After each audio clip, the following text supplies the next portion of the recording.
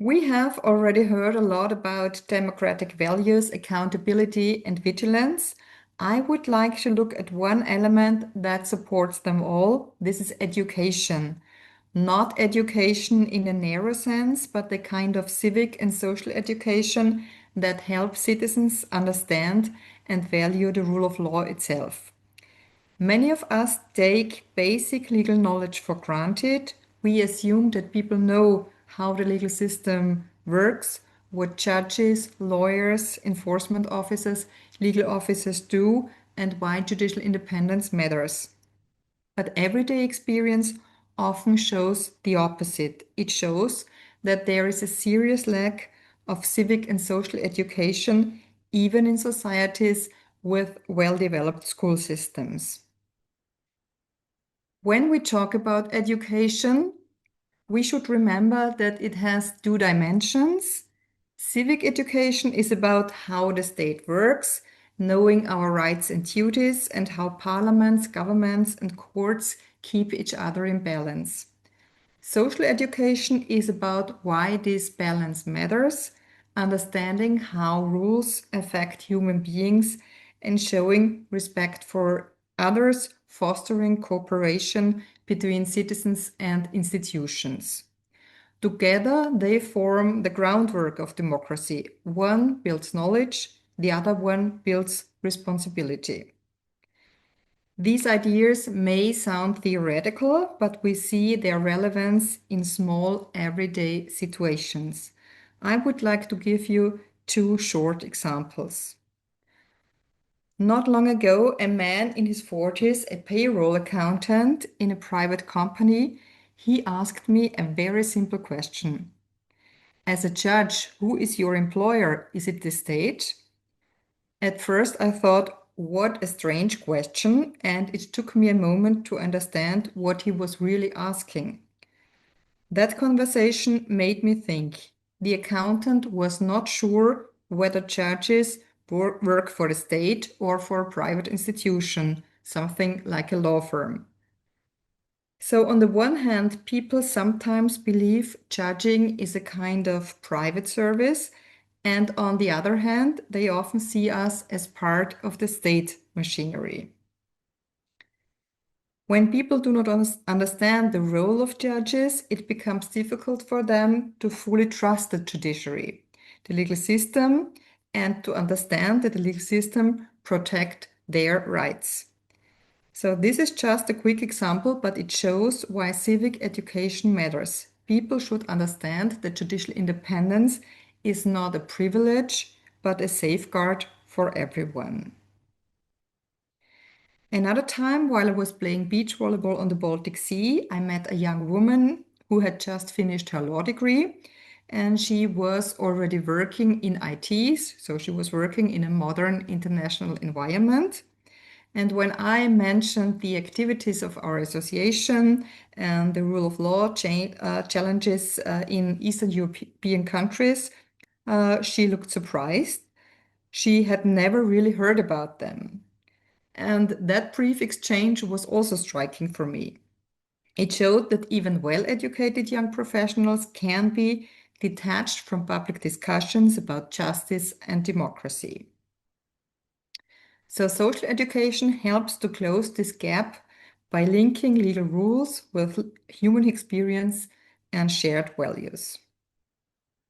This is why legal professionals cannot speak only to each others. We must learn to speak to the public clearly, calmly, and in a language people actually understand. One creative example comes from the United States. The YouTube channel Legal Eagle was created by lawyer Devin Stone, and he explains legal issues through films and famous cases from courtroom dramas to constitutional disputes. His style is fast, visual, and witty, but always precise. One of his most watched videos is titled "What Happens When He Ignores Court Orders."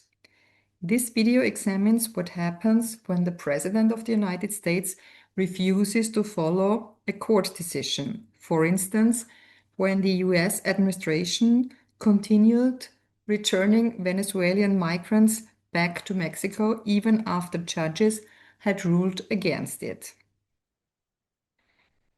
The video connects this concrete situation to a simple but essential idea. State power must respect judicial decisions. People watch these videos because they are accessible, they are engaging, and they end up learning why judicial independence matters in practice. This is a vivid reminder that clear communication can make the idea of judicial independence understandable far beyond legal circles. In Europe too, judges and associations have found creative ways to raise awareness about justice and judicial independence. I would like to share two examples, one from Poland and the other one from Hungary. In Poland, our colleagues have shown remarkable courage and creativity in putting the idea of judicial independence into practice. Many of us remember the images from Warsaw in 2020, when judges in robes were walking together in the March of 1,000 Robes. Judges from Poland and across Europe joined in. It was not a protest of confrontation, but a quiet reminder of solidarity and unity. Judges serve the law and the people, not political power. Afterwards, they continued in other ways by opening doors and reaching out. Judges met citizens in schools, libraries, and public parks. They explained how courts work, organized mock trials, and spoke with students about rights in daily life. In 2024, the Polish Judges Association Justitia cooperated with the Dresden State Theater in Germany on the play Justitia. This play brought together judges, lawyers, lay judges, plaintiffs, and citizens. Their specific views and experiences were portrayed on stage, showing how justice is lived, questioned, and understood from within the courtroom and beyond. From Poland, we can learn few simple lessons. We should speak in clear human language. We should show what courts do for people, not only what they stand for. We can use culture and dialogue as bridges. And above all, we should stay present, because if judges fall silent, others will speak, and the space for the rule of law and fairness will shrink. Before turning to Hungary, I would like to thank our colleagues from the Polish Association Justitia, the European Association MEDEL, and the Hungarian Association Res Judicata for sharing their insights and materials. While the Polish initiatives are well known, the Hungarian experience may be less familiar, but it is equally inspiring. The Association Res Judicata decided to meet young people where they actually are, on TikTok, Instagram, YouTube, and Facebook. Their goal is to raise legal awareness, explain what judges do, and show why the rule of law matters in everyday life. The main audience is teenagers between 13 and 19, but many teachers and parents also use the videos for discussions in schools and workshops. The idea is to bridge the gap between courts and everyday citizens long before they ever find themselves in a courtroom for one reason or another. The videos are made entirely by judges.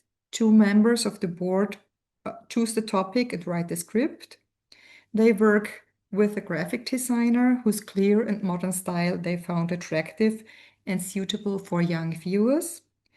An actress friend records the voice, and they add music and subtitles by themselves. Everything is done in their free time, not as a hobby, but out of conviction. The tone is light, clear, and respectful, but never patronizing. Each video delivers one message, one example, and 1 minute of attention. The TikTok clips now have tens of thousands of views and reach audiences far beyond the courtrooms. Viewers are attracted to their authenticity, judges talking about real law in a language that young people understand. Beyond the screen, res judicata also brings justice into everyday public life. Their guiding idea is simple. When people meet judges outside the courtroom, they understand their role more naturally. At the Sziget Festival in Budapest, one of Europe's largest youth festivals, judges set up a small stand among the music and cultural events. Young visitors could stop by, talk with them about rights, fair procedures, and simply ask, what does a judge actually do? It was not about image building, but about genuine dialogue, showing that the rule of law is part of daily life, not a distant institution. Other initiatives follow the same approach: mock trials and school visits, legal discussions at universities, and cooperation with community organizations to explain how justice works in practice. These encounters make legal institutions visible, approachable, and credible. The association also organizes symbolic civic events such as Candles in the Night. This is a peaceful public gathering where citizens and judges stand together to affirm that justice remains a shared responsibility. Today, the very day of our meeting, Res Judicata, together with the French Institute in Budapest, holds a public debate titled "Who Protects You from the Authorities?" This event invites citizens to reflect on how independent courts protect their rights in everyday situations. These activities may not draw headlines, but they have a clear message. When judges engage with citizens openly and calmly, independence becomes not only a constitutional value, but a living experience. All of these examples reminds us that public awareness and education are not side projects, they are part of our professional responsibility. So perhaps the question we can ask ourselves is, what can we do to make the law visible, understandable, and trustworthy? We should from time to time take a moment to reflect on what we stand for and whom we serve. Because the credibility of justice does not begin in institutions, it begins in how we as legal professionals act and communicate every day. I would now like to end by showing 3 short sequences that speak volumes, moments of judges reaching out, explaining, and standing with society. The first one is a video from the Justitia film presenting judicial outreach in Poland. The second one is an animated video of the Hungarian association Res Judicata. And finally, the Candles in the Night demonstration set to the Ode to Joy, which is a beautiful symbol of quiet commitment and European solidarity.